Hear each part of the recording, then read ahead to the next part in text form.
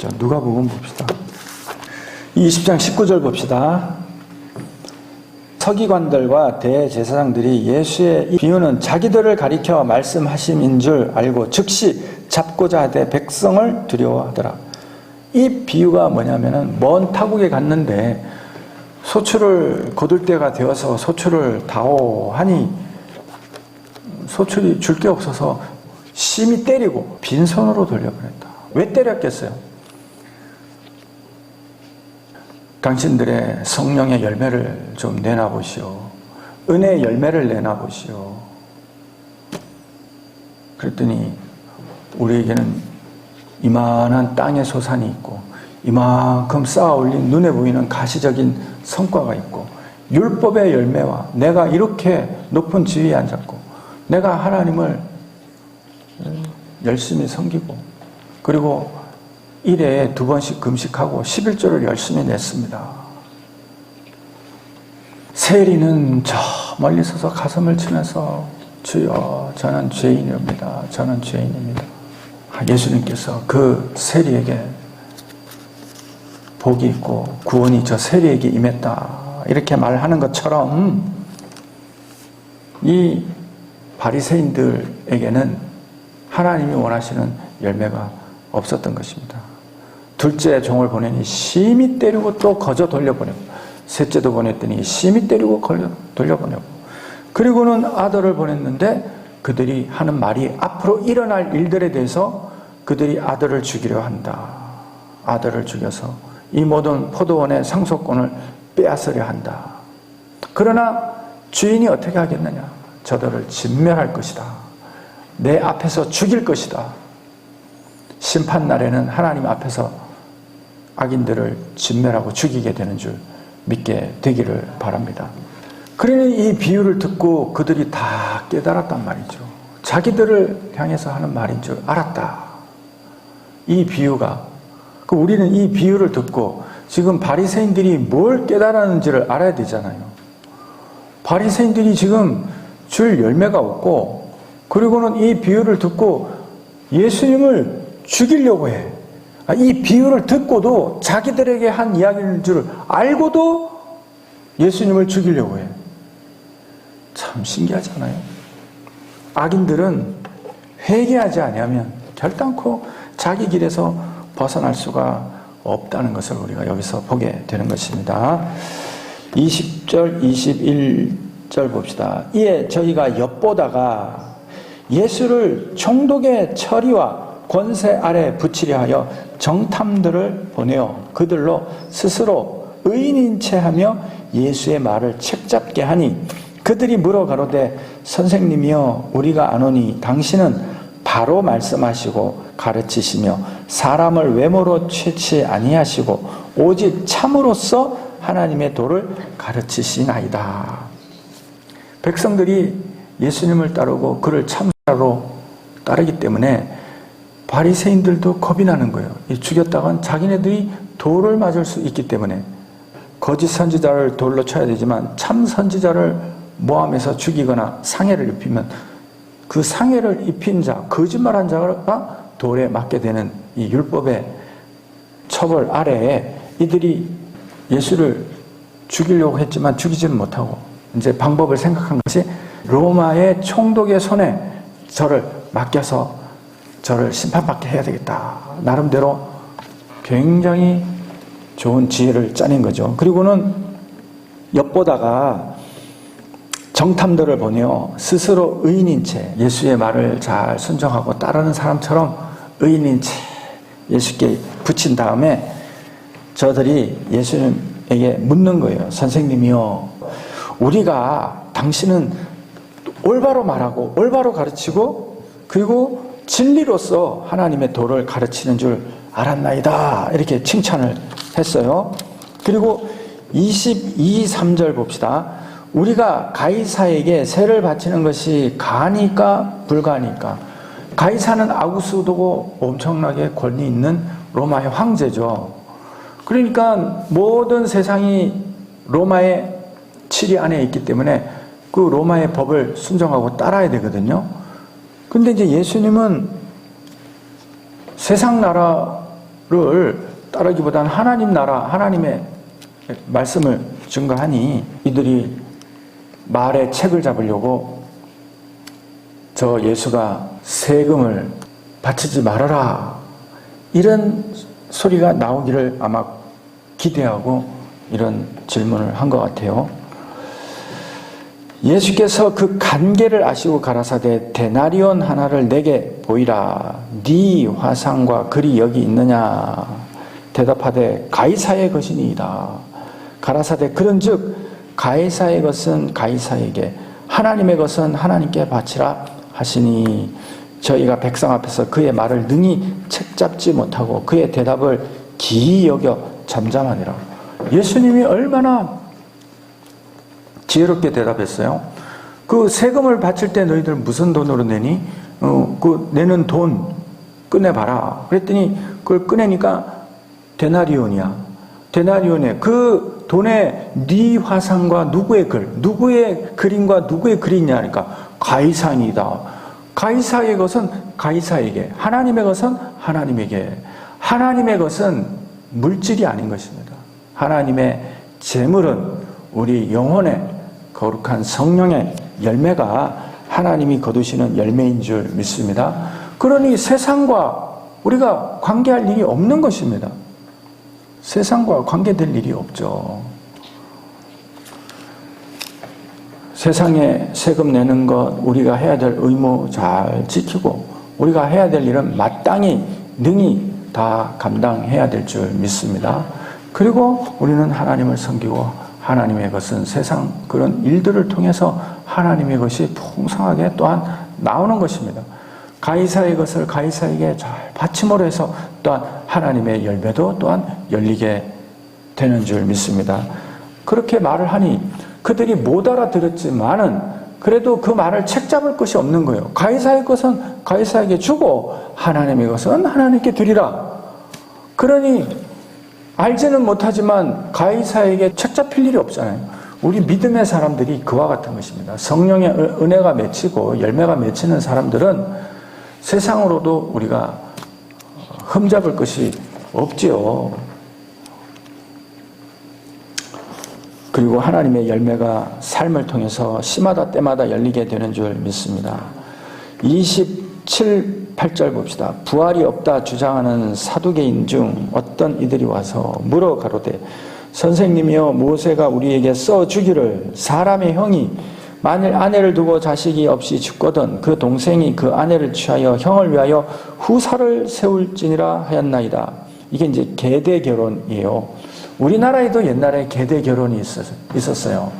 이게 아주 묘한 이 알타이족에 있는 그런 공통적인 풍속인가 봐. 그러니까 뭐 서구 사람들이 보기에는 미개해 보이고 이상하게 보일지 모르지만 거기에는 영적인 의미가 있는 줄 믿게 되기를 바랍니다. 무궁화꽃이 피었습니다. 이게 영적인 게임이에요. 무궁화꽃은 샤론의 꽃이라 그랬잖아요. 그 샤론의 꽃이 피었습니다 라고 고백할 때는 우리가 살아있는 거지만 그러나 그 소리가 딱 멈출 때는 우리는 죽은 것과 방불하다. 움직일 수가 없는 거예요. 무궁화꽃이 피었습니다. 영원한 예수 그리스도 부활의 꽃을 찬송할 때 우리는 살아서 움직일 수 있고 그 소리가 그치게 되면 즉시 우리는 죽은 자와 같이 그 자리에 움직이지 못하는 것입니다. 그래서 모든 이런 알타이족의 이런 계대 결혼도 하나님의 영적인 의미들이 이렇게 다 숨어져 있는 것입니다. 29절에서 33절까지 봅시다. 그런데 7형제가 있었는데 맏이 아내를 취하였다가 자식이 없이 죽고 그 둘째와 셋째가 저를 취하고 7이 다 그와 같이 자식이 없이 죽고 그 후에도 여자가 죽었나이다. 7이 다 저를 아내로 취하였으니 부활 때 그 중에 네 아내가 되리이까. 사두개인들이 이제 부활을 믿지 않는 것은 이 부활에 대한 개념을 이 땅의 연속으로 보기 때문인 것입니다. 땅의 세상과 부활의 나라는 완전히 차원이 다른 줄 믿습니다. 하나님이 우리를 자기 형상과 모양을 따라 남자와 여자를 만들었다. 남자와 여자가 하나가 되어서 하나님의 형상을 하나를 이루는 것입니다. 이 속에는 너무나 깊은 의미가 있기 때문에 하나로 말할 수는 없지만 그냥 성경적으로 비유할 때는 하나님의 형상은 하나님의 아들 예수 그리스도와 이 땅에 육의 몸을 입고 있는 사람이 하나가 되었을 때 온전함을 이루게 되는 것입니다. 이렇게 온전케 되게 하기 위해서 하나님의 형상을 따라 모양을 따라 지으시고 그리고 하나님께서 이 땅에 오셔서 십자가에 못 박아 죽으시고 우리의 죄를 다 사하여 주시고 부활의 길을 열어주시고 그 안에 된 여자는 저를 믿고 순종하고 따라올 때 하나님의 형상이 온전케 되는 것입니다. 하나님의 하실 일과 사람이 해야 될 그러한 일, 사람 속에 있는 건 아니지만 하나님이 주신 은혜로 말미암아 우리가 그렇게 되어진 자와 되어지지 않는 자를 하나님이 알곡과 가라지를 나누듯이 가르게 되는 것입니다. 그래서 사도계인들은 만약에 부활을 한다면 부활을 해서 나중에 같이 살아야 될 텐데 우리에게는 계대 결혼이라는 이런 하나님이 세우신 제도가 있는데 대를 영영이 이어라 그랬는데 아니 대를 잇지도 못하고 다 죽어버렸어요. 그리고 하나님의 율법대로 열심히 율법을 순종해서 일곱이 다 애를 쓰고 노력했지만은 자식 없이 다 죽었어. 그러면은 우리는 이 땅에서도 소망이 없는데 부활할 때는 그러면은 누구의 아내가 되고 아내가 없는 사람은 어떻게 되고 매우 현실적이고 또 실제적인 질문이잖아요. 굉장히 어려운 질문이에요. 실제적인 질문이기 때문에 34절부터 쭉 읽읍시다. 예수께서 이르시되 이 세상의 자녀들은 장가도 가고 시집도 가되 우리 세상에서는 생물학적으로 남자와 여자가 하나님의 형상대로 모형을 따라 만들어졌기 때문에 둘이서 계속 결혼을 해서 하나님의 창조자의 위치에 서서 자식을 낳고 이건 하나님과 우리 사이의 모형을 계속 이어가는 거예요. 자식을 계속 낳아야 돼. 그런데 이제 두 사람이 결혼을 해서 두 명을 낳아야 1인데 두 사람이 결혼해서 하나만 낳으면은 인구가 계속 줄어들죠. 우리가 뭐 오래전부터 하나만 낳아 잘 기르자 이런 풍속이 있어가지고 이거 빨리 바꿔야 돼요. 큰일 났어요. 왜 그러냐면 하나님께 죄를 짓는 것이고 그것은 하나님의 이 창조 사역을 어지럽히는 것입니다. 둘이 결혼하면 두 명은 낳아야지. 두 명은 낳아야지. 응? 그죠? 남자 여자 낳으면 그나마 괜찮고 한 명 더 낳으면 하나님의 은혜고 두 명 더 낳으면 축복이고 셋이 더 낳으면 셋을 낳으면 영광이 따르는 것이고 더 낳으면 이렇게 되는 거죠. 그건 뭐 너무 생활이 어려우니까 이렇게까지는 못하고 어쨌든 이 땅에 사는 동안에는 이것도 사명이다 생각하고 최소한 둘 이상은 낳아야 된다. 나는 이렇게 생각을 하고 있고 지극히 당연한 것입니다. 상식적으로. 둘 사람이 결혼해서 한 명을 놓으면은 언젠가는 사람이 없어지잖아요. 이런 것들을 빨리 국민들을 의식을 변화시켜주고 이렇게 해야 되는 것입니다. 저 세상과 및 죽은 자 가운데서 부활함을 얻기에 합당히 여김을 입은 자들은 장가가고 시집가는 일이 없으며 저 세상, 이 세상이 아니고 이후에 오는 세상과 죽은 자 가운데서 부활함을 얻기에 합당함을 입은 자들. 그러니까 죽은 자 가운데서 부활의 생명을 가진 자는 시집가고 장가갈 일이 없다. 우리가 영원한 천국 안에 들어갈 때는, 천국에 들어갈 때는 거기에서는 시집가고 장가갈 일이 없고 영원한 생명을 가지고 우리가 하나님과 더불어 살게 되는 줄 믿습니다. 엄청난 이 권능과 창조적인 그런 권세를 가지고 살아가는 것입니다. 36절 저희는 다시 죽을 수도 없나니 이는 천사와 동등이요 부활의 자녀로서 하나님의 자녀임이로다. 저희는 다시 죽을 수가 없대. 우리는 다시는 죽을 수가 없는 존재인 줄 믿게 되기를 바랍니다. 천사와 똑같다. 천사를 죽일 수 없잖아요. 뭘로 죽일 거예요? 우리는 육체를 입고 있으니까 뭐 차에 쳐도 죽고 굶어도 죽고 병들어서 죽고 오늘 장로님이 오셨는데 말을 잘 못하셔. 아유, 장로님 어떻게 되셨어요? 목사님, 저 여기 지금 마비가 와서 말을 못해요. 아유, 어쩌다 그렇게 되셨어요? 너무 일을 많이 해서. 그냥 혼자서 그 일을 보느라고 쉬지도 못하고 막 그렇게 하더라고요. 그래서 그냥 갑자기 한순간에 마비가 와서 안 움직이더래요. 육체를 입고 있으니 우리가 이렇게 살 수밖에 없지만은 우리가 하나님 나라에 들어가면 죽을 수도 없고 천사와 똑같고 부활의 자녀로서 하나님의 자녀입니다. 부활의 자녀라야만 하나님의 자녀인 것입니다. 그래서 하나님의 자녀는 부활의 자녀요, 부활의 자녀는 천사와 동격이요, 그리고 죽을 수가 없다. 이 땅에 있을 때나 시집가고 장가간다. 시집가고 장가가고 이런 하나님의 창조적인 그런 주권적인 사역을 위해서 우리에게 주신 하나님의 형상과 모양인 것입니다. 37절 봅시다. 죽은 자에 살아난다는 것은 모세도 가시 나무 떨기에 관한 글에서 보였으되 주를 아브라함의 하나님이요 이삭의 하나님이요 야곱의 하나님이시라 칭하였나니, 이게 이제 출애굽기 3장 6절에 나와요. 모세가 미디안 광야에서 애굽에서 도망 나와서 40년간 양치면서 그런 하나님을 섬기며 살았어요.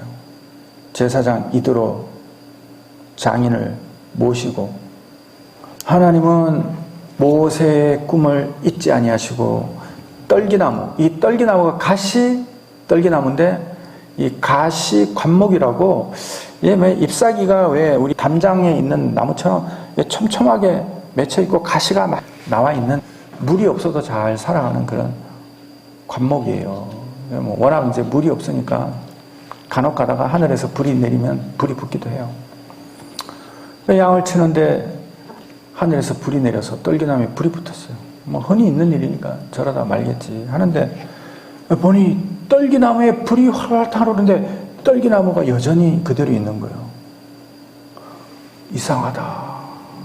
이 떨기나무는 그 연약한 백성들, 힘없는 백성들, 그러니까 나무 중에 이런 관목류, 그러니까 뭐라 그럴까, 이 뿌리가 이게 촘촘히 나가지고 막 이렇게 나는 나무, 관목류 중에는 그 샤론의 꽃, 무궁화, 개나리, 진달래, 그리고 이 떨기나무, 이런 것들이 같은 관목류고, 소나무나 상수리나무나 무슨 뭐 백향목이나 이런 거는 교목이라 그래서 한 뿌리에 하나의 가지만 쫙쫙 뻗어요. 근데 관목은 뿌리 하나에 막 여러 가지가 막 나는 거야. 이런 게 이제 뭐 굳이 영적으로 비유하자면, 우리는 예수 그리스도의 뿌리 위에 헐기설기 그냥 뭐 가난하고 연약하고 병들고 죄인이고 소경이고 뭐 이런 사람들이 헐기설기 그냥 이게 붙어 있는 거예요. 그래가지고 이런 관목류에는 큰 새들은 와서 못 앉아. 이 겨자나무도 어릴 때는 그런 모습을 가지고 있다고 그래요. 작은 새들이 고기에 딱 숨어 있으면 안전한 거야. 그 안에는 작은 새들은 들어갈 수 있어. 가시 같은 게 있어서 큰 새들이 잡아먹지를 못하기 때문에 거기 숨는다고 그래요. 근데 이제 신기한 거는 그런 나무류에 무궁화가 들어간다는 거. 무궁화도 보면 옛날에 우리 집 담장에 무화나무로 담장을 만들었거든. 막 빽빽하게 촘촘하게 있어요. 벌레들도 많고 그래. 그 담장나무였어요. 담장나무, 무궁화나무가. 아무튼 우리 시골에 있을 때 우리 집에는 담장이 무궁화꽃이었어. 그 이제 떨기나무에 이제 불이 붙었는데 타질 않으니까 모세가 가까이 나가니까, 모세야 네가 선 곳은 거룩한 곳이다. 하나님의 성령이 불이 임했고, 그리고 떨기나무가 타지 않는 것은 하나님의 성령이 임한 사람에 관한 어떤 예표거든요. 그리고 나는 아브라함의 하나님이요 이삭의 하나님이요 야곱의 하나님이라. 나는 죽은 자의 하나님이 아니요 산 자의 하나님이라. 하나님이 자기를 모세에게 나타날 때 이렇게 말을 한 거예요. 아브라함의 하나님이다. 모세의 떨기나무가 죽은 자의 다시 살아남, 죽은 자의 다시 살아남에 관한 모세의 걸, 모세의 떨기나무에 관한 걸, 죽은 자의 다시 살아남, 이것이 이제 부활에 관한 이야기거든요. 그런데 부활에 관한 생명에 관해서 떨기나무에 불이 붙었고 타지 않는다. 그리고 하나님이 자기를 소개할 때 아브라함의 하나님이요 이삭의 하나님이요 야곱의 하나님이요 나는 산자의 하나님, 그러니까 살아있는 자의 하나님이지 죽은 자의 하나님이 아닌 것입니다. 죽은 자는 예수 안 믿는 사람, 부활 생명을 못 받은 사람, 성령으로 거듭나지 못한 사람, 회개하지 않는 사람, 바리새인과 사두개인과 대제사장과 백성들의 두령들이죠. 하나님은 나는 죽은 자의 하나님이 아니요 산 자의 하나님이다 그랬단 말이에요. 아브라함이 왜 아브라함의 하나님, 이삭의 하나님, 야곱의 하나님이 부활의 하나님, 산 자의 하나님이라고 하나님은 이렇게 소개하냐면 이 세 족장이 바로 하나님은 죽은 자를 다시 살리신다는 것을 믿었다는 거예요. 하나님은 부활의 하나님이라는 걸 믿었다는 거예요. 아브라함이 하나님을 그렇게 섬기면서 말씀을 쫓아 가나안 땅에서 가는 곳마다 제단을 쌓고 하나님을 섬겼는데 그가 마지막 시험이 자기가 눈에 넣어도 아프지 않을 사랑하는 자기 독자 이삭을 하나님이 바치라 할 때 아브라함이 하나님은 죽은 자도 다시 살리시는 하나님, 하나님은 이삭을 죽은 자 가운데서 다시 살리실 것이다, 하나님은 살릴 것이다, 이런 부활신앙을 가지고 이삭을 모리아산에 바친 것입니다. 믿으시기 바랍니다. 모세가 이삭과 모리아산을 갈 때 저가 3일 길을 걸어갔어요. 그 아들에게 자기를 번제로 태울 나무를 짊어지게 하고 불을 들고 칼을 들고 올라갔단 말이에요. 아들이 아버지요 아버지요 번제로 태울 나무는 있는데 양은 어디 있나이까. 그러자 아브라함이 하나님께서 이미 예비하셨으리라. 하나님께서 예비하신다. 하나님이 예비하신다. 오늘 너를 번제로 드릴 거야. 하나님이 너를 번제로 드리라 그래서 그런 말 하지 않았어요. 하나님이 예비하실 것이다.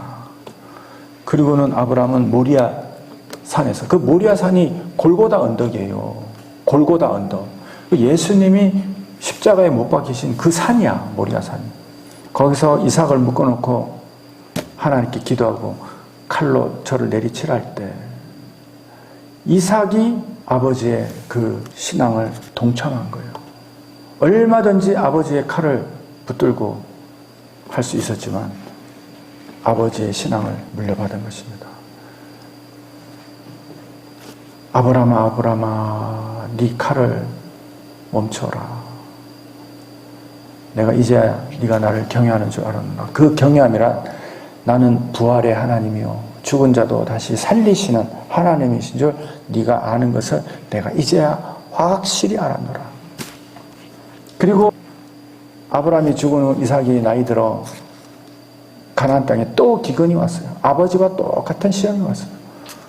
이삭도 아브라함처럼 기도하지 않고 애굽으로 갈 수 있었지만 이삭은 하나님께 기도했어요. 하나님, 제가 어떻게 해야 됩니까? 이삭은 기근이 와서 엄청난 고통이 있었지만 하나님께 기도했어요. 하나님, 어찌하리까? 주께서 있으라면 있고 가라면 가겠습니다. 그래서 부활신앙이 있기 때문에 그런 것입니다. 너는 가지 말고 거기 있어라. 그리고는 이삭은 그날 골짜기로 들어갔어요. 골짜기로 들어가서 아버지가 팠던 옛날 우물을 거기서 팠습니다. 아버지의 부활신앙, 영원한 생명의 샘을 판 거예요. 물을 얻었어요. 놀라운 일 아니에요? 아버지가 팠던 우물을 팠는데 거기서 생수를 얻었어요. 그랬더니 그 그랄 골짜기 목동들이 와서 우물을 빼앗아 갔어요.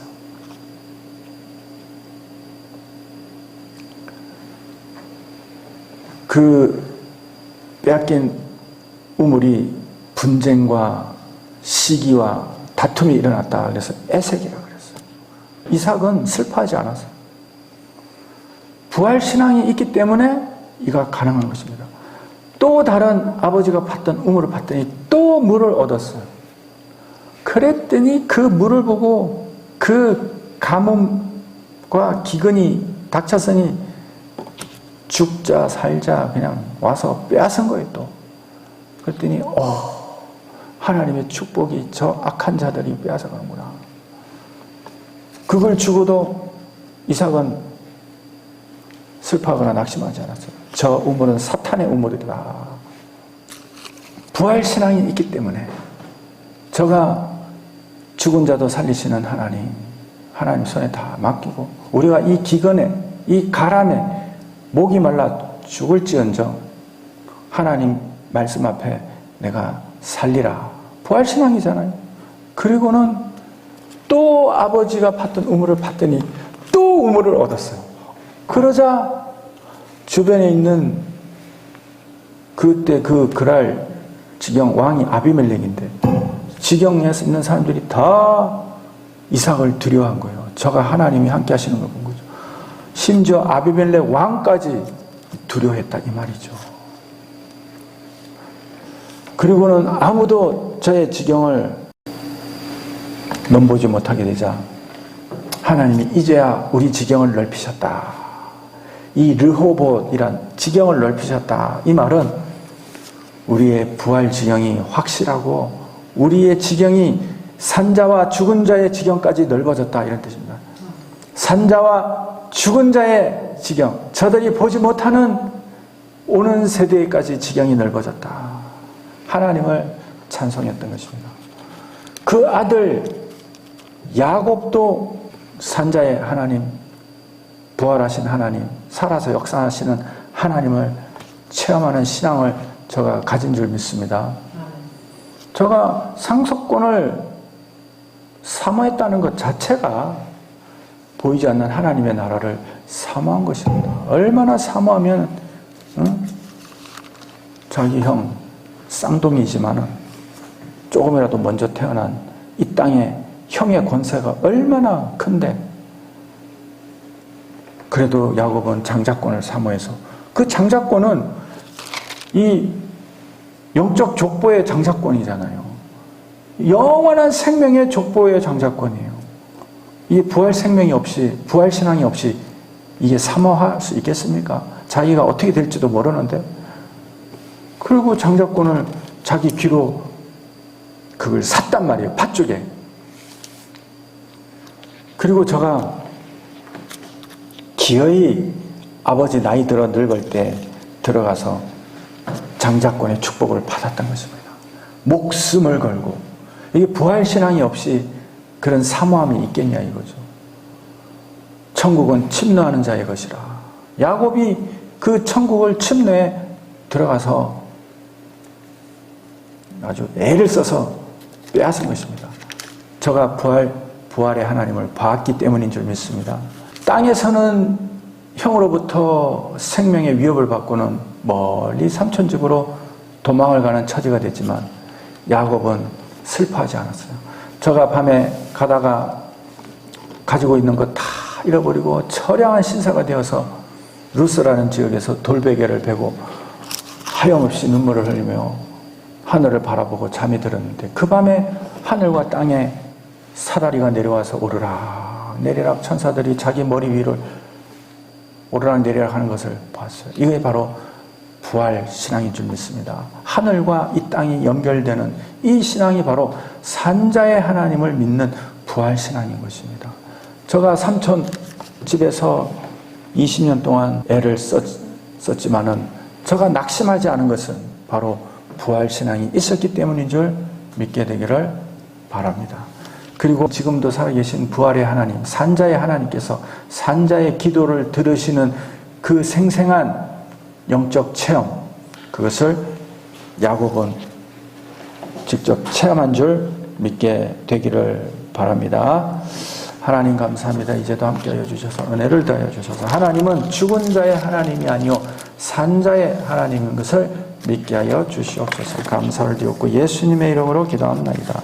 아멘. 하늘에 계신 우리 아버지여 이름이 거룩히 여김을 받으시오며 나라에 임하옵시며 뜻이 하늘에서 이룬 것 같이 땅에서도 이루어지리이다. 오늘날 우리에게 일용할 양식을 주옵시고 우리가 우리에게 죄 지은 자를 사하여 준 것 같이 우리 죄를 사하여 주옵시고 우리를 시험에 들게 하지 마옵시고 다만 악에서 구하옵소서. 되게 나라와 권세의 영광이 아버지께 영원히 있사옵나이다. 아멘.